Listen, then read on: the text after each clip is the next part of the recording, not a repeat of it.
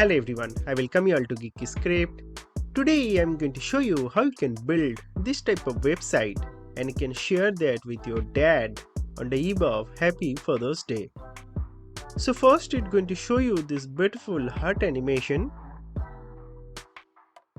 and then as you scroll down it's going to show you this beautiful letter. So as you click on this letter, it's going to give you a very sweet message for your dad, and after that, Happy Father's Day. So to get the source code of this project, you can go to our Geeky Script Buy Me a Coffee page.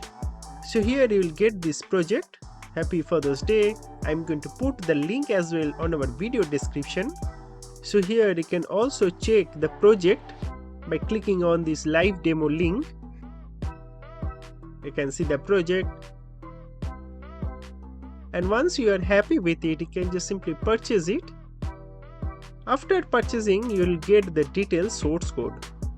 And if you only want the heart animation and then later on you want to customize it, so for that also you have this project, so you can also download that for only this heart animation. So that's basically all about this video.